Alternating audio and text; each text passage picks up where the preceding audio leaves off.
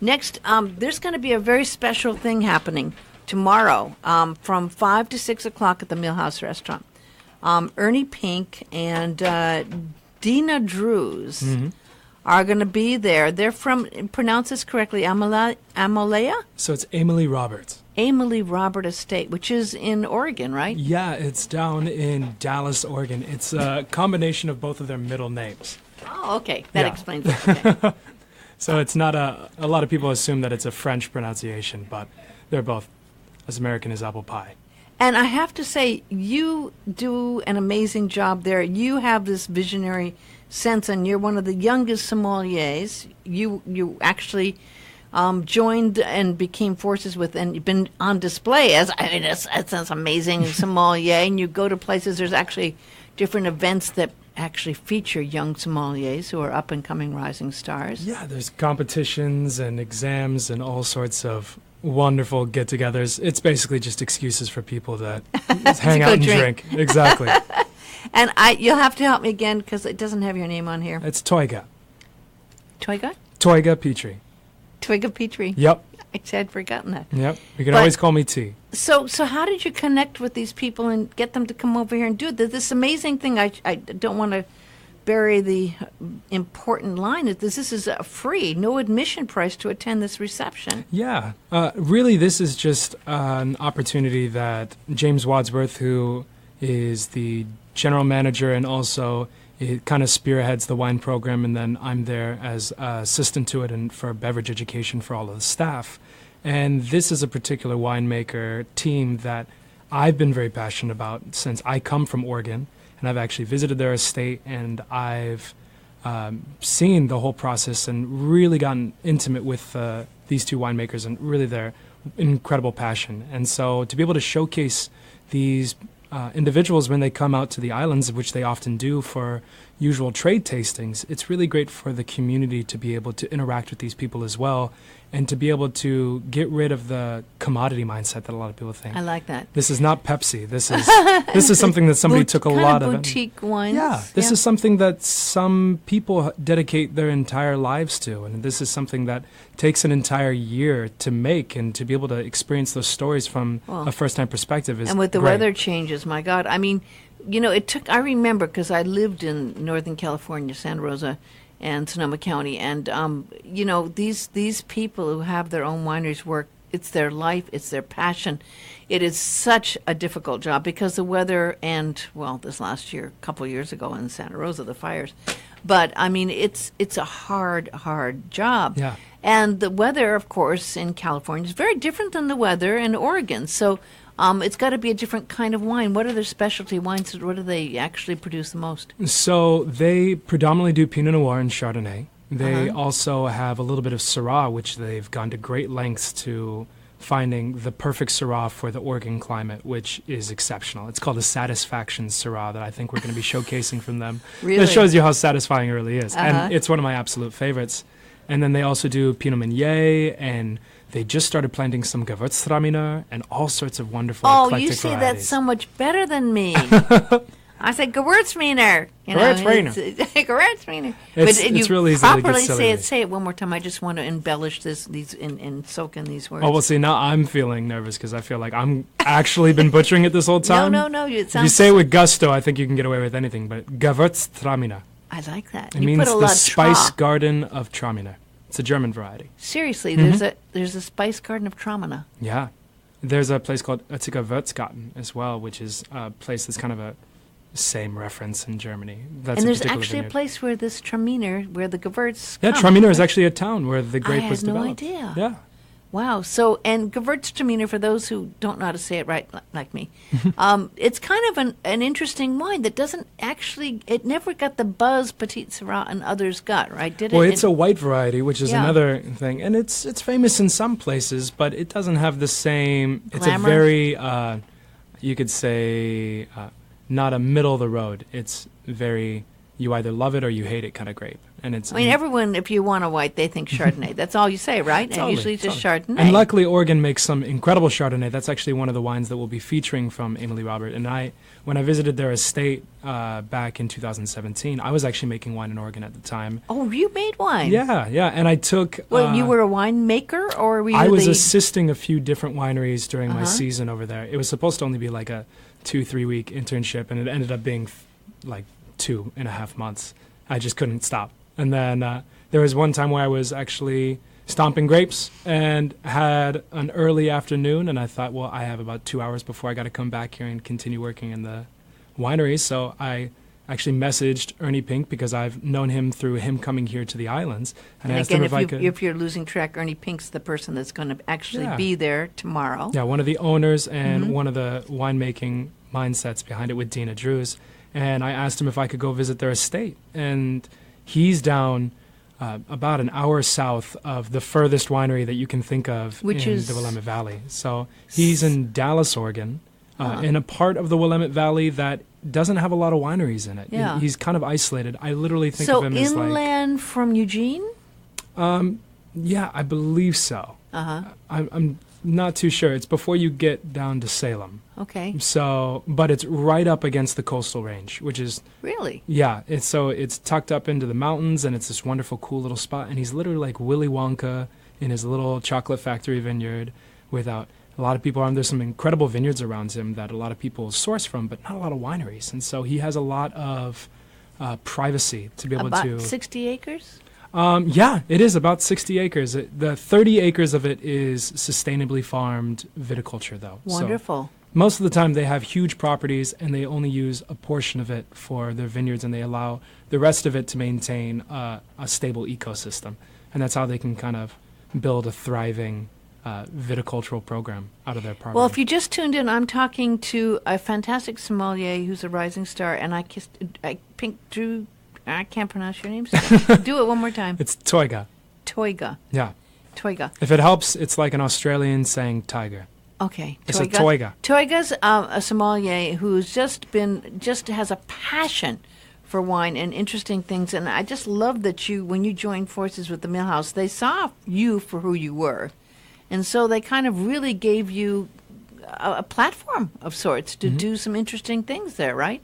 I mean, and luckily I joined on with that program because the people that were around me and the people that are that I answer to are just as passionate as I am. And so they have just as much of a focus of kind of breaking down those walls between the ingredients and the product and the people who enjoy it. So we do the same thing with food, with our special chef's table programs, and we want to start doing the same thing with wine and I'm glad. with beverages too. You see, you are a natural educator. The best kind of education is the education you learn because someone has such enthusiasm and passion for something that they convey it. I was there with Tom Vendetti and Keola Beamer. And you happened to wander by it, and I introduced you.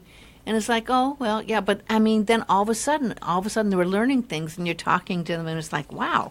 Okay, and every time you get into a conversation, there's like a wow, because you do understand that.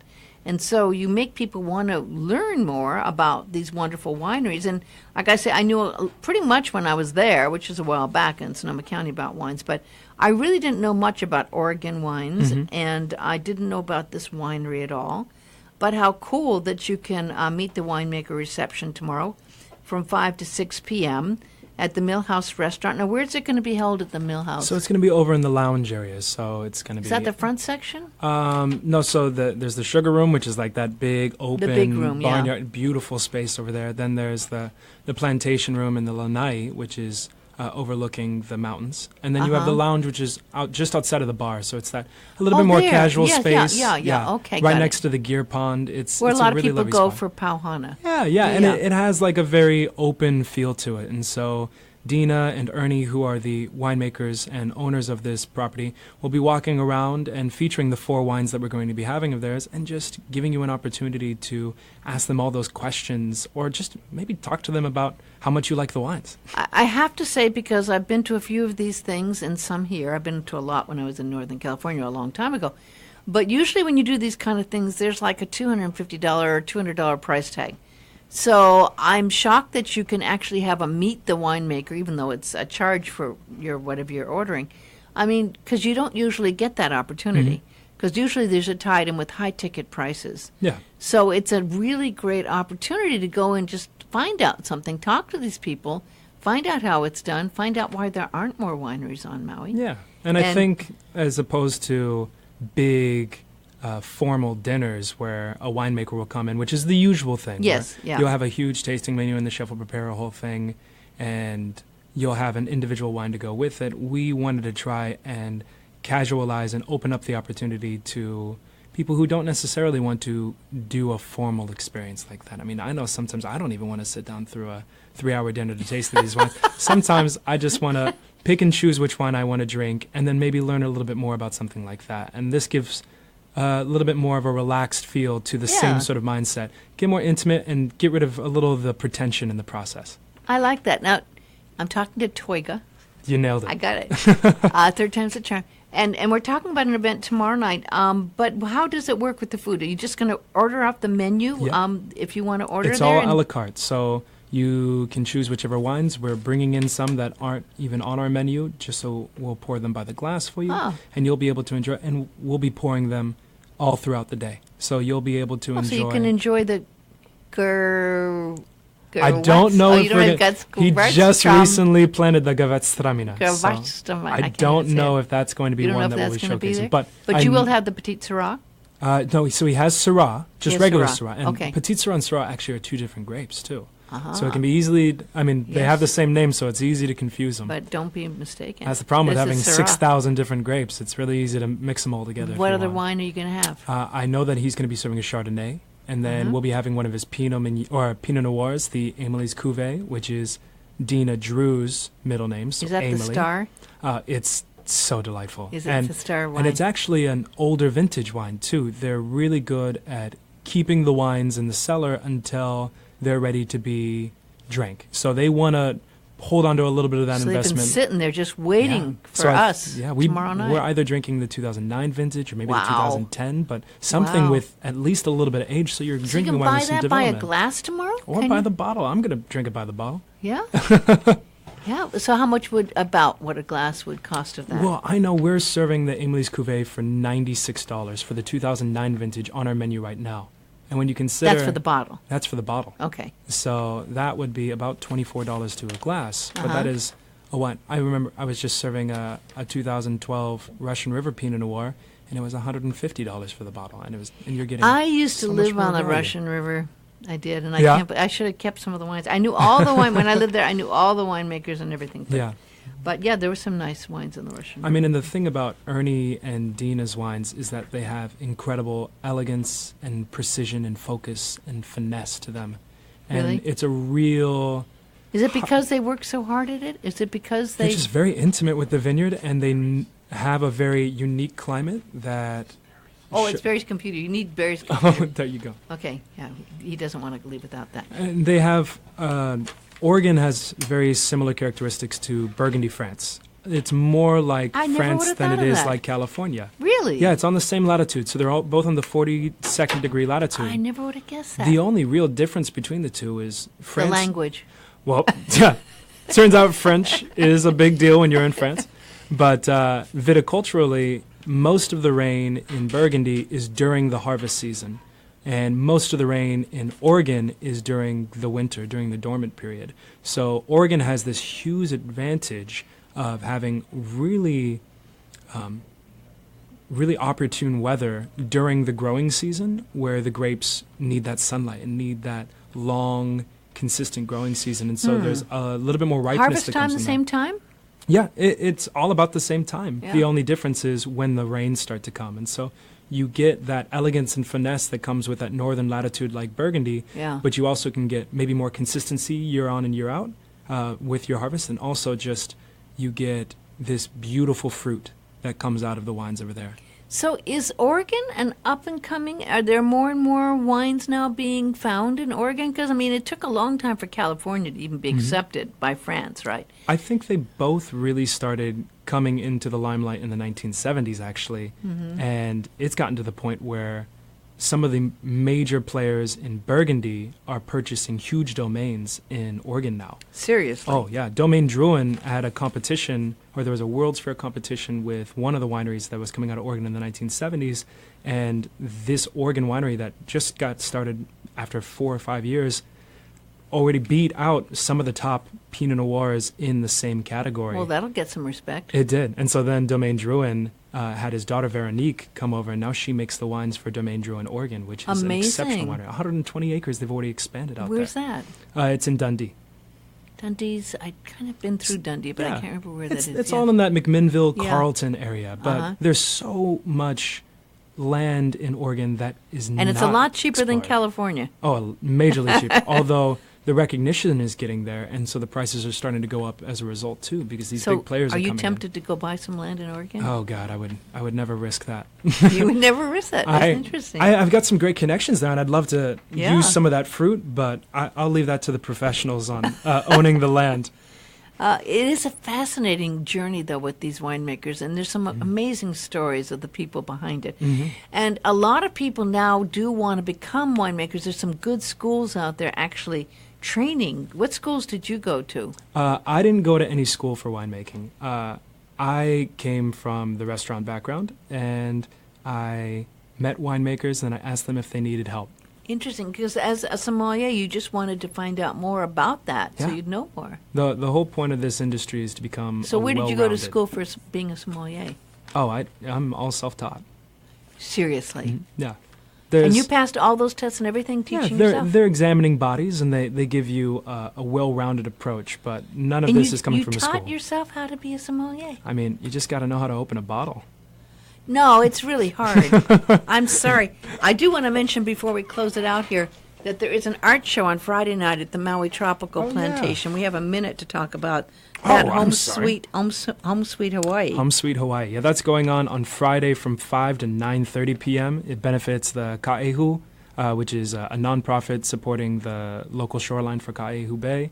And then there's supports the Aloha Missions as well, which is a wonderful cultural and social outreach program. And then Stu Soley, Chris Archer, great photographers. There's Aaron Linton, Megan Frame, Dina Klein. They're all artists as well that are going to be showcased in this. Oh, wonderful. There's a silent auction from 5 to 8:30 p.m. Live music starts at 7 p.m. And we got poo-poos that are hosted here by the Millhouse Restaurant from 6 o'clock to whenever people eat the last one.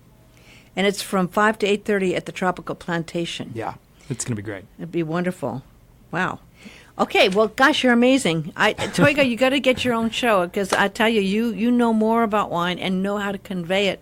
So, folks, this is a great opportunity to meet Toiga, because he will be there tomorrow, as well as these wonderful winemakers, 5 to 6 o'clock Thursday at the Millhouse. You will love it, and it's a great opportunity. Then Friday at the Tropical Plantation, Home Sweet Hawaii, a benefit, and that's 5 to 9:30 with an art show, live music, and poo-poo. And more. So thank you so much, and aloha.